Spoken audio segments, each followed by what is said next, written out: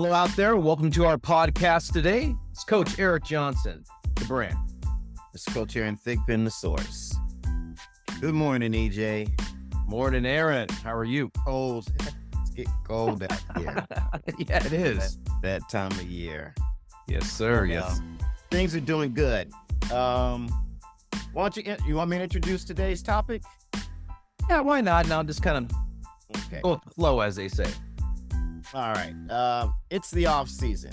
What's the plan? What's the goal? I guess that's the short form. Right. What are athletes trying to do? Yep. You think, you guys are on their off season now. A lot of guys coming off of some of the fall sports and getting ready for the spring. We've got basically, 2 months before high school sports.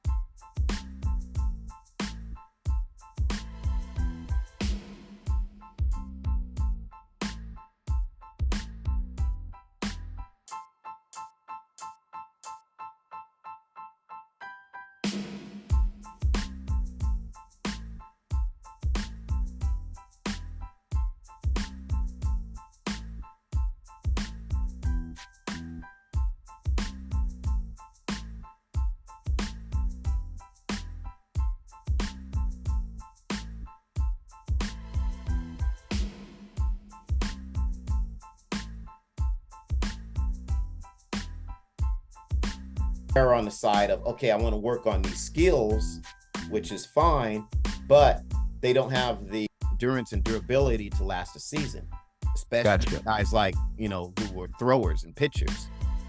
So they end up with some arm injuries because maybe either they're rushing into their throwing activities because they have no choice, the season's upon them, or they do too much too soon. So my advice, especially to those athletes, is take your time and get your body ready for the demands of that sport from a physical standpoint, so that you don't have an injury, you don't have, and maybe that delays your progression. Maybe you're not throwing as hard at the beginning of the season. Okay. You're looking at throwing harder in the middle to the later part of the season, Right. That sort of thing. For position players, getting out and doing that sprinting, that running, that jumping, because, again, I laugh all the time. Why are these guys pulling hamstrings running from home to first? But it's because their bodies aren't conditioned to sprint.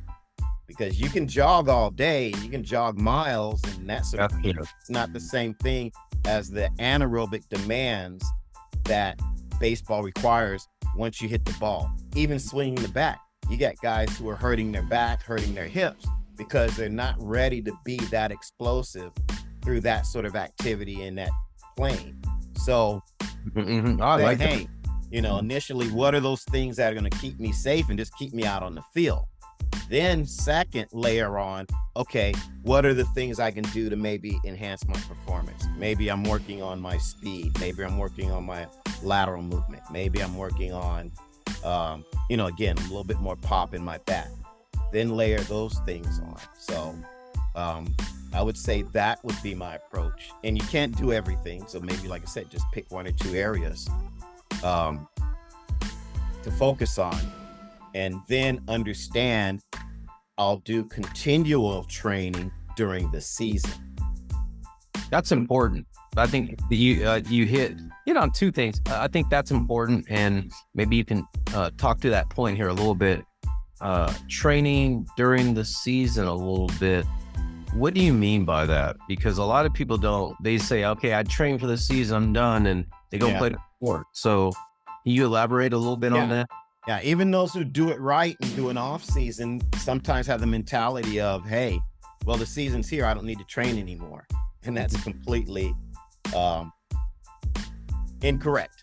You need to be able to maintain the gains that you built up.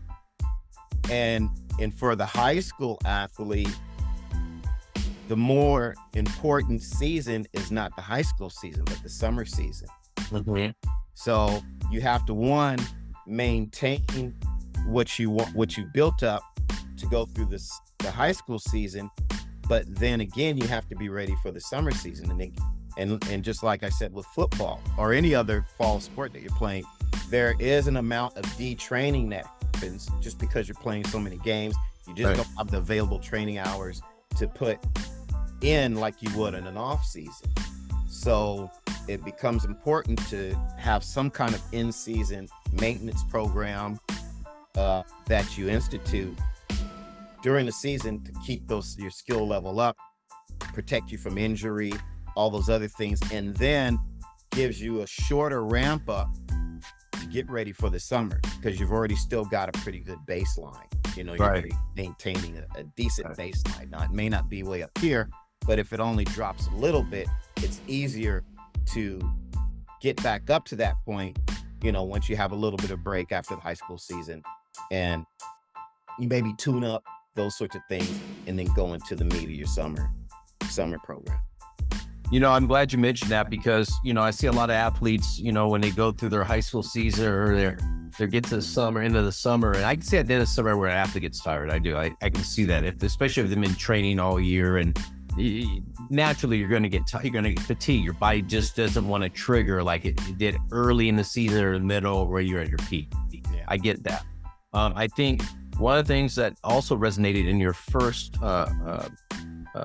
analysis was that these guys have some core strength. I'm talking about the athletes, a multi-sport athlete, football player. Now he's going into their spring and they have the strength. But you said something funny to me and made me laugh. It's like, you know, you get these guys back into the shop and they're out of shape, man. You know, why are they out of shape? I mean, I don't get that. I mean, to a lot of, is it because they start to slow down their training during football season or during that fall season and they're not in the same shape? It's just, I gotta get ready for the next game and I gotta get healthy. What, can you help me with that mentality? Because I see this too. Players come back from their fall sport, they get into baseball and it's automatic injury. They think they can come back real hard. Hey, I've just played football, I'm in good shape. That's not necessarily true because before I let you elaborate on that, I want to say when I was going to spring training, I worked myself into shape. Even though I was in great shape going to spring training, I worked my way back into baseball shape the first 10 days just to kind of get acclimated. I wouldn't go out there and burn it out right away because I know I'd get hurt. Yeah. So can you speak to that a little bit, Aaron? Yeah, I mean, there's a couple of things you mentioned. Let me try and remember all of them. But first would be, you know, again, when you're in a competitive season with most sports, you're working on tactics, you're working on, you know, technique, you're shadowing through scenarios. So that tends to take up the bulk of your practice time. Okay. You know, there's not a lot of training going on. But what happens is people mistake that for training. You know, again, there's time in and then there's the right time in. And it's just kind of like what we talk about, you know, people think practice is training and getting out of that mentality. Practice is not training. It's time spent doing something else related, but it's not the physical development or the physical upkeep of the body. And so, you know, athletes tend to think that, okay, well, I'm having games and we're practicing, I'm fine. But if you kind of dissect that and you put it in a pie, you know, think about how much of your time at practice is standing around, not activity, but receiving instruction, you know, listening to what the coaches are saying, how we're going to do this, how we're going to do that. And then another part of that is the actual simulation, right? But our simulation isn't at full speed, right? Right. Oh, you're not necessarily firing the body all the time like you would in a workout. Okay. Okay. So the only time you're really giving maximum effort is when in the game.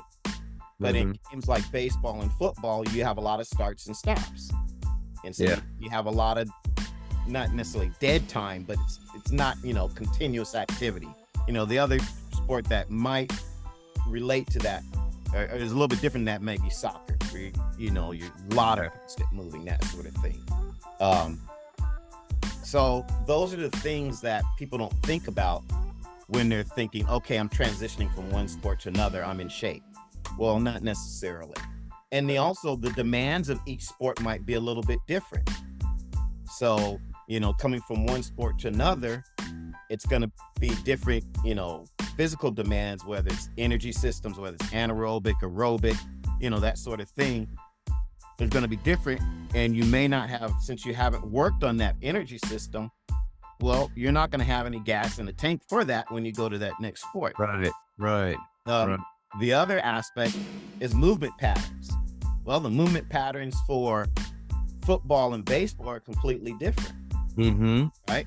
Especially if you've got a lineman, you know, right, to be a third baseman, you know, transitioning from one to the other. So, you know, athletes get hurt because now they're doing things where maybe in football you're doing things more straight ahead, that sort of thing. Right. And maybe not as much lateral movement, again, depending on your position. But now you get into baseball and most of your things are rotational. Yes. Doing those short burst lateral movements depending on your position. Well, the muscles haven't acclimated to that, you know, aspect of it, and you haven't given them a ramp up period to go through that through training. So what happens? Guys get hurt. So, with that said, as guys get back into training for these spring sports, what I'm kind of hearing and understanding from our experience is that, going through shadow movements, Yes. you get the body acclimated with the new movement patterns or stresses of these muscles that haven't been used recently is a good way to go, right? Yeah, I always tell the athletes this, I say keep it close. And what I Okay. mean by that is, yeah, you're in football season, you're pretty tired and you're doing things, but maybe, pick up the bat 2 days out of the week, 3 days out of the week, and shadow through some swings or hit some easy stuff off a tee, hit some Right. whiffles off a tee. For throwers, get out and just throw the ball against the bounce back or Oh, okay. play catch, that sort of thing. So that Yeah. to keep those movement patterns close, even though Yeah. you're not getting you're not training and getting full workout, but those movement patterns don't become foreign to you, and you don't get so rusty when you're kind of in that rush to go from football to baseball or whatever sport it is, and now you kind of are trying to hurry up and catch up, to your peers and everyone else, or with what the program is doing. Yeah. I like that. I like what you said there. It jogs a lot of memories. One, before I was at the Golf Channel on this morning. Hey, I'm an avid golfer, right? Yeah. So they were talking about Tiger Woods and the Hero Challenge. So kind of listened to Brandel Chambly, controversial guy in golf, they say. But he was talking about a guy named Will Zalatoris who was injured. He's 27 years old and had back surgery. And he talked about the demands of early specialization in one sport and how being a multi-sport athlete or having PE, as you and I always say, or presidential physical fitness kind of competitions is good for athletes because it helps them work on other muscle groups. And I think you just said that in a nutshell is that, hey, be a multi-sport athlete, but don't get far away from the sport you're doing. Keep your muscles still moving. Get them all acclimated. Get all your muscle groups working so you can become a complete athlete, And I think he said that earlier, I was listening to him. I said, man, boy, that resonates with what Aaron and I were saying all the time, Here's a lead analyst and one of the best in the business in golf talking about specialization in golf. It can be detrimental to the structure and development of the body. And that you need to train a whole body and to be a really good athlete in any sport. So I kind of like that. And that kind of goes back to our subject, having a plan to try to achieve success coming up. So that kind of resonated with me this morning. Yeah, and you guys could go back and listen to, we did a recent podcast earlier this month, is sports specialization killing athleticism in young athletes? So kind of a related podcast, and I know we've done another one on sports specialization as well, maybe about a year ago, but they're both in our podcast library. But yeah, I agree with everything you said. It's just really sitting down, taking stock of where you're at, what you need to do, understand that you can't get everything done, but time can work against you or can work for you. It's just depending on how you use it. So I would keep that in mind and go from there. Yeah. Well, sports fans out there, thanks for listening today to our podcast, The Brand and the Source. I'm Coach EJ, The Brand. Coach Aaron, The Source. Reminding you guys to hit that like button and send any comments our way, topics. We'd love to hear from you. And we'll see you.